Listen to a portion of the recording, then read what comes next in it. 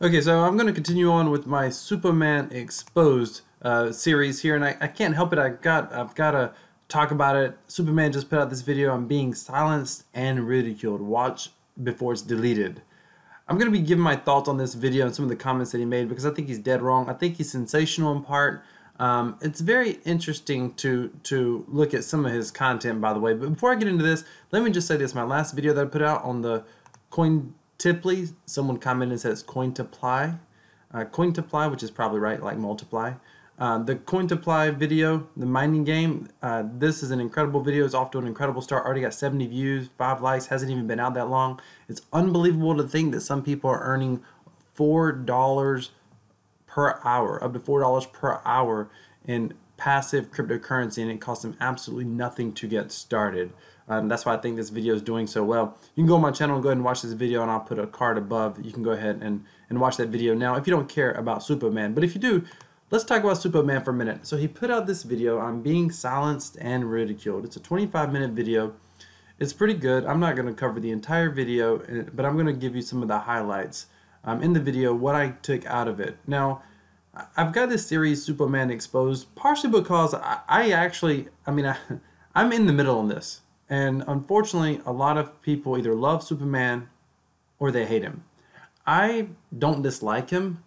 I do think that he's wrongly accused in an emotional bear market, and I'll prove that here in a moment with a comment I got on one of my videos.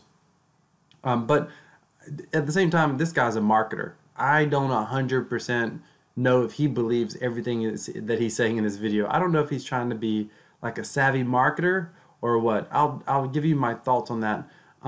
If you want to watch the full video, you can go ahead and check the card at the top. I'll place a link, or I'll put it in the card above this original video if you want to watch the entire full 25 minutes. Let me first cover this. Let me show you this. Suppoman Exposed. This is the first video that I did. I did one after this one about should he be fined. And then I got this comment this morning. It basically says, look, he made most of his money dumping on his subscribers. Now, here's a problem with this. I'm finding that, a lot of commenters who claim they don't like Suppoman, I don't know if they personally lost money following him. I don't know if they're just jumping on the bandwagon. But unfortunately, I want to believe that in the cryptocurrency space that we're just a tiny bit smarter than the average, than the average person out there. The average people who just make a bunch of ridiculous accusations with no sort of proof. So I want us to be careful for doing that kind of thing. By the way, if you ever comment on one of my videos, just know that I will reply back. I will mention your comment. Just know if you put your comment on my video, it's a good shot that I'm going to talk about it at some point. There's always a real possibility. But he said he made most of his money, John Z23M says, he made most of his money dumping on his subscribers. I don't know if we have any proof of this, and if someone has it, by all means, please provide it. I don't know if that we have any proof of this.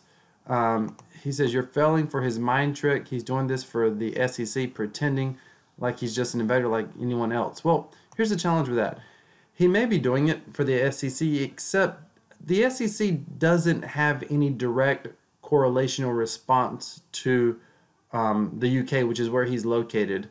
And I do think the SEC is far smarter than having to rely on one video, right? Like the SEC has the ability, if they could go after him, they have the ability to get the FBI involved in the subpoena, records and things like that. I mean, like, they could figure out if he is really, truly pumping and dumping on his subscribers. I don't know that we have any proof of this. I think people want to believe it, in part because he's sensational, in part because he loves so much content, in part because he's hypey. So let's call him an aggressive marketer. And we could disagree with his antics in marketing, and I might even agree with you on that. But do I know that he's actually doing something like fraudulently pumping bad projects and selling them? He claims that he's not doing that. If you watch one of my videos, he addresses that, and if you watch one of my other 2 videos in the series. And it's not irrelevant, if he took sponsored views without disclosing it. The problem is, if he took sponsored views, we don't even know if he took sponsored reviews. Now, I personally said it's irrelevant because I don't really care about it. Like, people take sponsorships. You have no idea how many people get paid to say what they say and do what they do. And it's more than just celebrity platforms per se. I mean, everything from what people wear and I mean, just anyone who has any following at all gets paid to wear products, share things, say things, do things, drive certain things, and that's never disclosed. It's never ever disclosed. And I don't necessarily know that crypto should be treated any differently. And if he does own it, if he does buy it and he does sell it, I mean, even if he discloses it, hey, I bought it, hey, I sold it.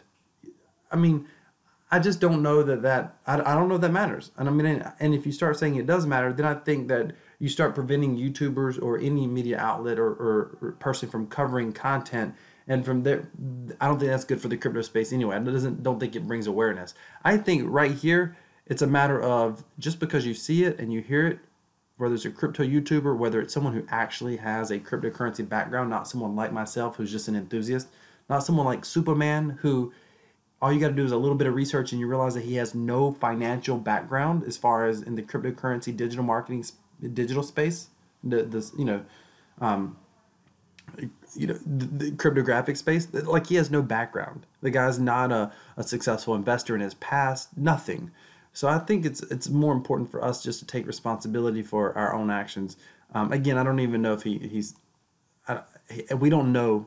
The question is if, so we might as well not even assume it. We don't know. He denies it, by the way, in his videos. If you believe him, you're naive as hell.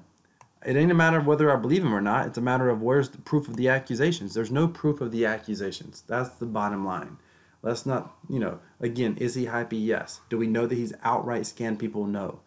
And the reality is far more people like the guy than don't like him. That's the reality. That's why he's got such a large following.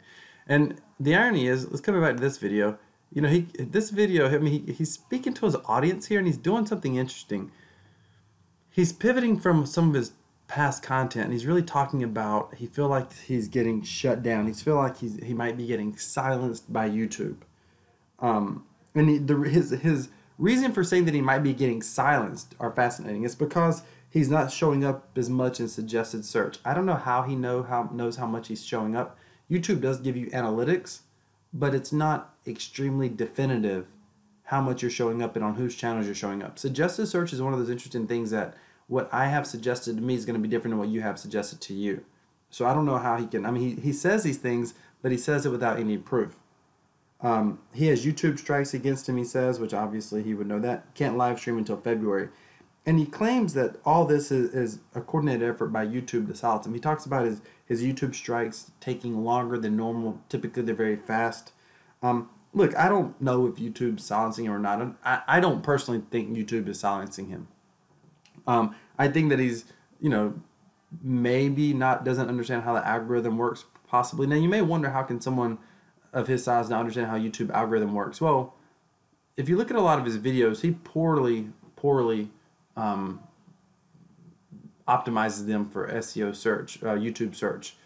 So, I mean, for example, there's really no description down here on his videos. And if you look over here at the TubeBuddy Analytics, you'll see that he doesn't, he's got 1, 2, 3, 4, 5 tabs, and those tags aren't even done really properly at all. So I don't, he is using hashtags. I do know that he has videos where he puts a lot more stuff underneath the videos, and a lot of times it's different cryptocurrency courses that he sells and whatnot. But I don't know if he just doesn't understand the data or how the algorithm works. I'm not sure. YouTube strikes, now on his YouTube strikes, he says he's got this one video, this one strike that's been taking forever to resolve, etc., etc. I get that. I've had YouTube strikes against me. You can get a YouTube strike for anything. Someone can complain about your video, and it is what it is. Any numbnut can complain about a video, and you'll get a strike. And typically, they're nothing. They're resolved really quickly. And in fact, if people make too many YouTube strikes, it keeps getting turned over. YouTube is fascinating. They'll let you think you're doing something, but you don't know that you're not. In other words, if you constantly complain about people's videos, let me just give you, as an audience member, let me give you a heads up. If you constantly complain about people's videos, YouTube will continue to take your complaint, but they ignore it. You think they took it seriously, but they just ignore you. Same thing with commenting on people's videos. If Suppoman wanted to, he could come down here and say that right here, Pro Clubs League. He could say, I want to block this guy. What would happen is every time this guy made a comment on his video, on his end, he would see the comment go live, but nobody else would see it. He wouldn't even know he got blocked. It's fascinating. Same thing, by the way, with thumbs down on videos. Thumbs down on videos is actually a net positive for the video. A lot of people think if they thumbs down a video, it's like a negative. What the thumbs down does is it's like Pandora. If you listen to Pandora Radio, if you skip something or you thumbs down it, it just doesn't show up for you as much or at all. If you consecutively thumbs down Suppoman's videos, it shows that he's getting engagement, which is actually positive in the algorithm.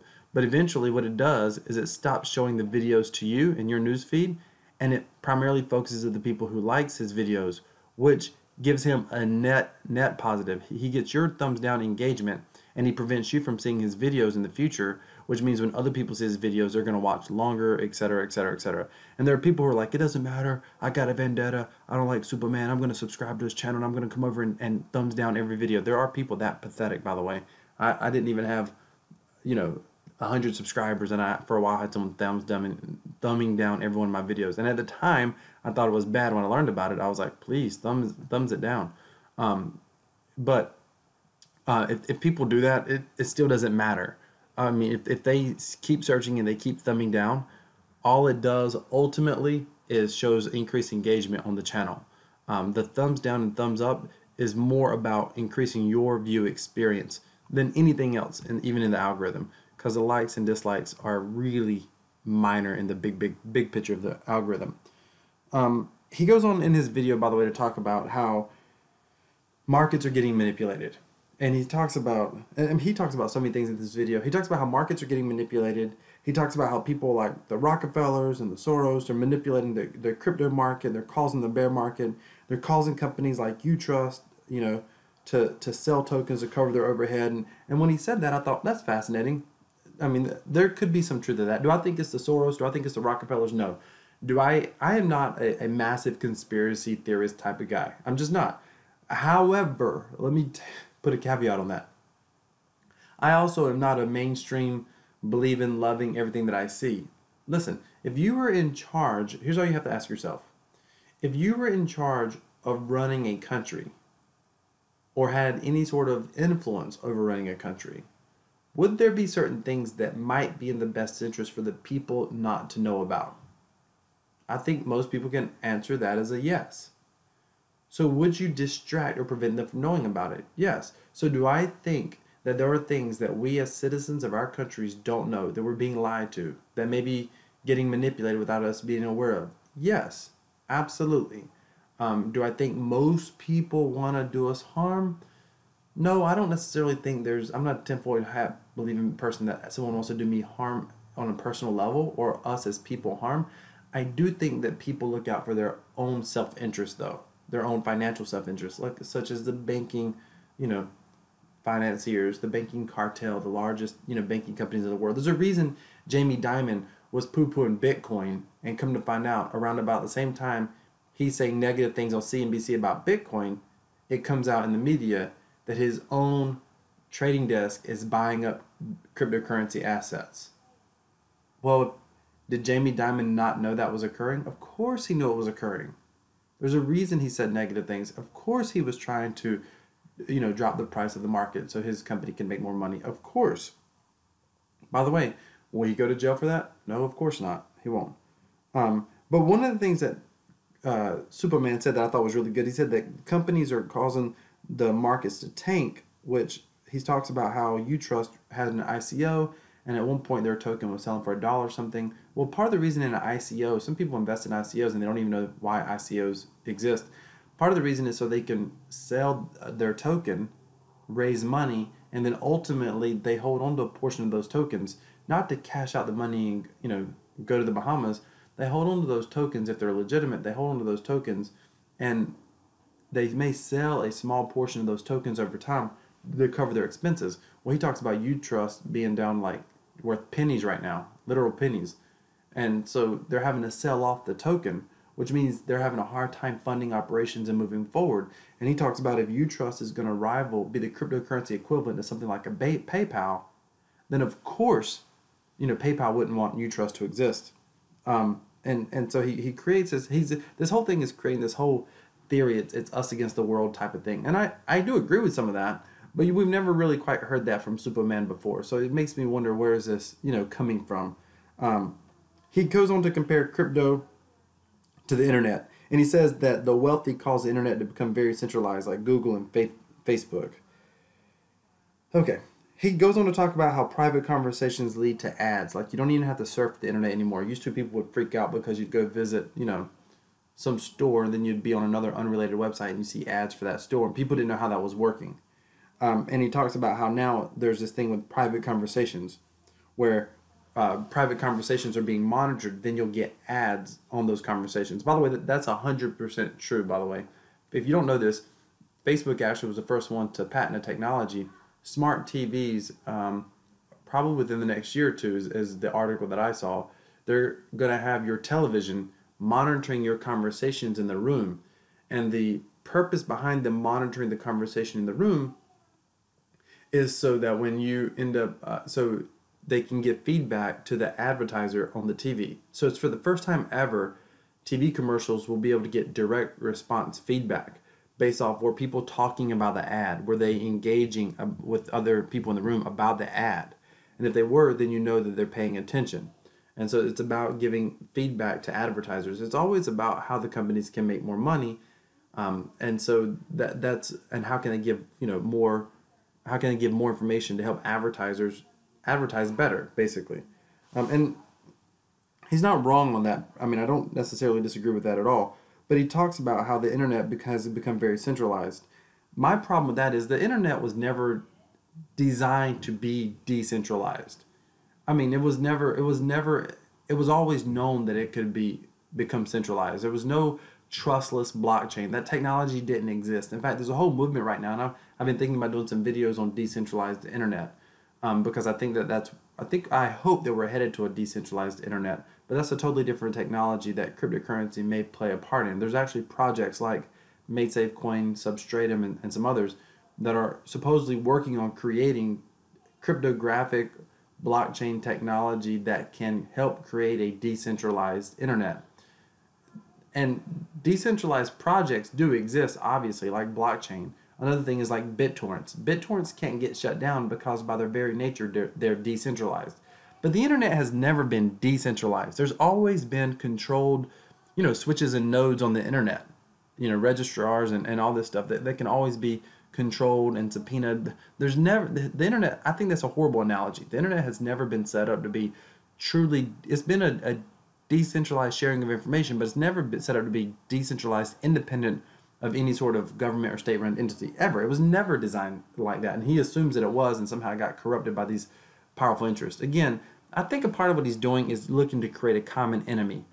And although I can fight this enemy with him, I can fight against centralization. However, I don't even know if he fully believes that. He's talking about it now, but past content on his channel didn't necessarily seem to be talking about this. I want to say that I want to go and mention that he talks about the algorithms give information to centralized agencies. Of course they do. And I do think there's a lot of potential for abuse here. And I think it's sad when you have all of your data being monitored and being, electronically cataloged. And you have a brother-in-law who's like, it doesn't matter, it's just it's just metadata. Yes, but it's metadata that allows them to figure out who you are, to figure out your identity, and it is being cataloged. That's an invasion of privacy.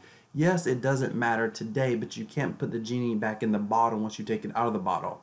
I mean, there is no guarantee that our kids or grandkids or great-grandkids could not live in a tyrannical or more authoritarian government. There's no guarantee that that government's never going to come to power.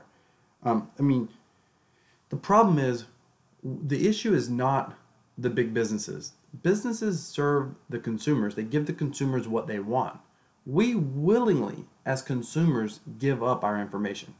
We willingly, offer to use free services like Google and Gmail, and the Apple products, knowing that they're cataloging our information. And we choose to do that. Now, I hope several other people take steps to help maintain my privacy. I try to find a balance. I am aware of information getting saved, and there are certain products that I don't use because I think that they share more of my information than they need to share. But a lot of times what I find is that people think something's a good idea, but they don't think it all the way through. Like, for example, I'm going to show you this video. There was a video a while back I remember seeing where people said that they thought that Walmart workers should get paid more money. Walmart workers should get paid more money. But what does it take for Walmart workers to get paid more money? Well, Walmart has to make more money to be able to pass that along to the workers. Watch this interesting video here.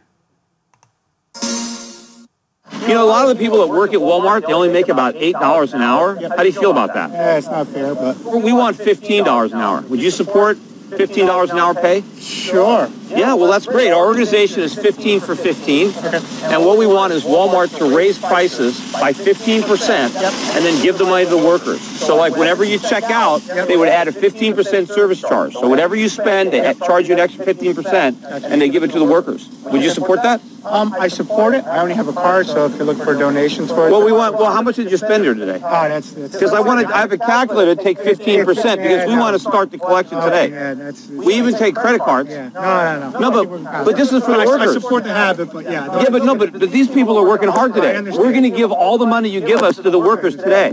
Don't you want to contribute? We'll pass them today. Would you support that? Higher prices for higher wages?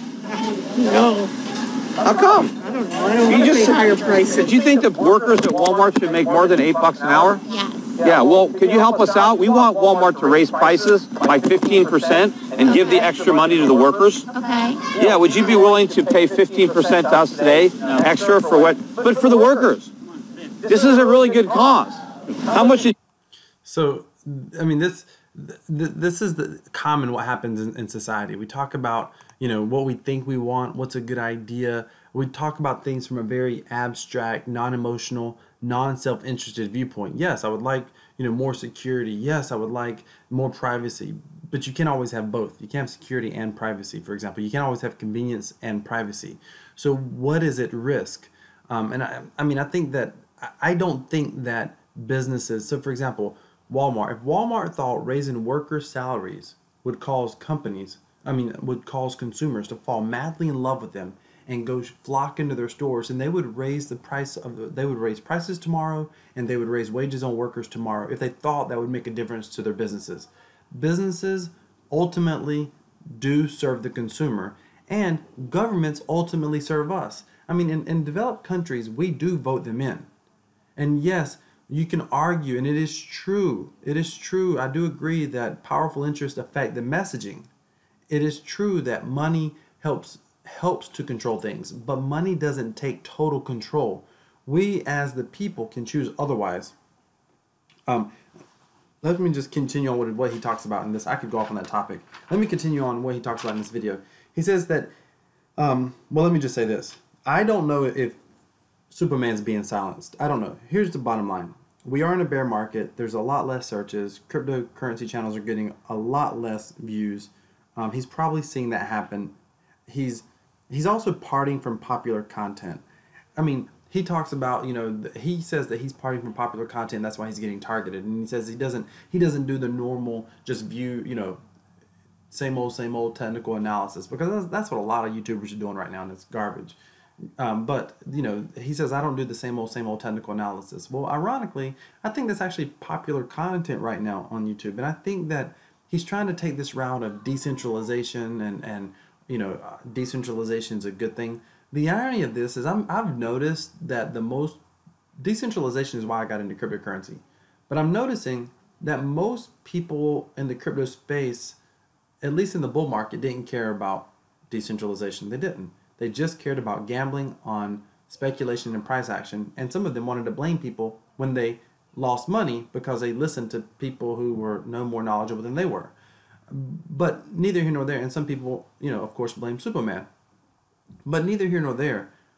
I think that when you start promoting decentralization, and some of the OG or old guard of cryptocurrency talks about that a little bit, but even if you look at their videos that tout decentralization, independent of central authorities, less government control, I mean, that's just not the most popular content in the cryptocurrency space. And that's what he's talking about. So that may be part of the reason. He's parting from the mainstream, if you will. And that might be why he's getting less views, less action on his channel. He goes, I don't know. Oh, sorry. I don't think that the popular largest YouTube crypto audience agrees with his content. That's the bottom line. He goes on to talk about CN, and he talks about how which is Cryptocurrency News, which is a large news website. He talks about how they've been corrupted, and they have an effort to shut down independent voices. And he talks about how they put out this article, which I tried to find the original article and I couldn't, but Reason.com discussed it here. SEC goes after cryptocurrency influencers, starting with DJ Khaled and Floyd Mayweather. He says that basically he thinks CCN put out this article originally just as a way to discredit independent voices. I don't know if that's correct or not. I think it is newsworthy when you see people like DJ Khaled and Floyd Mayweather potentially getting in trouble with the SEC. Again, I don't necessarily know that they should get in trouble because they promoted this project. I mean, Floyd Mayweather wears a certain brand of leather jacket or a certain brand of tennis shoes because he was paid to wear them. Or movies feature certain brand of products because they were paid to put those products in the movies. I mean, that is a paid endorsement. Do the movies always state that, hey, we got paid to feature Coke or Apple products in our movie? No. Do other celebrities have to worry about if they wear a certain brand or certain jewelry or certain dress or outfit or suit or jacket? Do they have to say, hey, I got paid to put this on? No, of course. Or this was given to me for free. Of course they don't. But I do think it's unfair to target cryptocurrency because I think that puts cryptocurrency, I think it makes it more difficult to bring awareness. I think it was good that DJ Khaled and Floyd Mayweather talked about cryptocurrency. I don't personally care that they were paid to talk about it. And it blows my mind when there are people in cryptocurrency right now want cryptocurrency to go up. But they're like, oh yeah, SEC should go after these influencers. They didn't, people like the comment that I showed you earlier, they didn't announce that they made a paid review or paid sponsorship. Okay. So what? I mean, just because just because you don't agree with the moral of the argument doesn't mean that it was illegal. And the question is, just because you don't agree with, it doesn't agree with your morals, should it be illegal? Now, the SEC, I guess, is saying that it is illegal. And the reason they're saying it's illegal, by the way, is not even clear. They're saying it's illegal because they're calling certain ICOs, when you read this article, they're calling certain ICOs securities. And it's only illegal for those ICOs that are securities. But the SEC has not clearly defined exactly which ICOs and which cryptocurrencies are securities and which ones are not securities. And that's really interesting when you think about it. How do you navigate this market? Without question, there'll be some innocent people caught up into this. But one of the things that Suppoman says is, he says, hey, they're not going to go after independent small YouTubers. And he's 100% correct. Even a guy like him who's making 100,000, who has 145,000 subscribers. Listen, he's not getting rich off of ad revenue. Now, he may be selling courses and things like that, and he's making a lot more money that way. But just going after a YouTuber because they have 100,000 subscribers, they may be making a living, but they're not getting rich on ad revenue. I can tell you that much for certain. He blames the algorithm for keeping people. He goes on to say he says DTube and BitTube, some of these more decentralized YouTube competitors. He says they're never going to succeed because the algorithm is designed to trap you. He blames the algorithm. The algorithm makes you stick to the platform. The algorithm, it's the big business's fault because they have so much money to create this algorithm that traps you. No, listen, if the audience watching YouTube felt like they were tired of a centralized platform serving them ads and they wanted a more independent run platform, then they would all just go to DTube and BitTube. The reason DTube and BitTube aren't going to take off right now is because the general population in the most developed countries don't see a strong need yet for decentralization. This is why I'm personally buying cryptocurrency. This is why I'm buying Ethereum right now when the market's in a bear market, because this is why I'm earning passive crypto income using Cointeply and CryptoTab, etc. Why? Because I know now is the essential land grab. Now's when you want to be snapping up cryptocurrencies. Now's when you want to be holding on to it, because the rest of the world doesn't understand a strong need for decentralization yet. It has nothing to do with the algorithm. And I'm watching and I'm thinking, is Suppoman this dumb? I actually don't think he is this dumb. I think he's creating a common enemy, kind of a straw man. I think he's just marketing towards his audience. That's my thought. I could be wrong. He says, don't just be a moon boy. It's not going to happen until the whales decide it's going to happen. I think that's hilarious because he absolutely has been a raging moon boy. It's going to the moon, it's going to the moon, it's going to the moon in the past on some of his videos. And he says, don't just be a moon boy. It's not going to happen until the whales decide. I disagree with that. It's not going to happen permanently. The whales may short-term manipulate the market. Whales can always manipulate markets short-term. But even the biggest whales can get squeezed when the public sentiment goes in the other direction. So it's not going to happen until the public realizes there's a strong need for a cryptographic currency and a strong need for decentralized public blockchain technology. He says that Bitcoin's bought and sold centrally. I just covered that. Yeah, it is, but that doesn't matter in the long term. He predicts that we'll have controlled state-run cryptocurrencies only. We will have controlled state-run or corporately run cryptocurrencies. Just look at Ripple. I do believe that. I just saw that there's a Canadian province that is coming out with a cryptocurrency to help the local economy. We know Venezuela. We know that they've tried to come up with their own petrodollar or whatever. There will be state-run cryptocurrencies. I'm 100% certain of it. 100% certain of it. And basically, he's saying this is his method. This is his belief long term. And he thinks that there's going to be state-run cryptocurrencies, and that's going to cause the price overall to go up. I don't know if that's going to cause the price of Bitcoin to go up, the price of Ethereum. I don't know if that's going to cause true decentralized products to go up or to go down. But I believe ultimately the state-run centralized cryptocurrencies will actually be the gateway to decentralized cryptocurrencies once people lose faith and belief and trust in the state-run cryptocurrencies, which is going to happen because state-run currencies will, in fact, always be manipulated by the state-run. And when he says state, he's not talking about state like United States. He's talking about state like nation states, like, Canada, U.S., Mexico, North America, the UK, European countries, states as in nation states, Iran, Iraq, nation states, individual countries creating and running their own cryptocurrency. He ended up saying basically that he basically says that he doesn't think decentralization is going to be a thing. He doesn't think ultimately true decentralization is going to happen because the centralized authorities won't allow it to happen. And he somehow thinks that we're all going to be controlled by centralized authorities and that we can only have the freedoms in which they choose to give us, etc. I disagree with this. It is true that when left alone, citizens always elect themselves a king. People always elect or choose. Ultimately, every civilization has practically always chosen, when allowed to choose, an authoritarian, totalitarian form of government when they were setting up the government.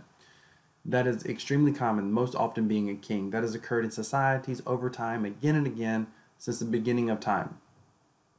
However, there's also cycles of authoritarianism, then there's cycles of democracy and revolts. Those cycles always run. I don't think cryptocurrency will ever be stopped once it gets unleashed. And I believe that the trend that we're on eventually leads to a trend of revolt. And I don't necessarily mean violent revolt, but I do mean economic, financial revolt. We are in, if you see my video playlist on Bitcoin mass adoption, and I'll put that card above if you haven't seen that yet, but we are headed down a path where without question, I believe that cryptocurrency is going to be decentralized. It's going to be adopted by the masses. The real question is, how long is it going to take? Is it going to take 5 months, 5 years, 10 years, or more? I don't know. I think that it's going to be, before we get to total mass adoption, I believe that the prices will rise up and down several times over. We'll see more bull markets, more bear markets. I believe that we'll see bull markets far higher than the last bull market. And I believe that we're going to see that within the next 5 years or less. That's just my guess. That's not individual financial advice. And if you think it is, don't be so silly. That's just one crypto enthusiast idea. That's my thought. That's my belief. And it's why I'm making my decisions. Thank you so much for watching. Tell me what your thoughts are on Suppoman and this video particular.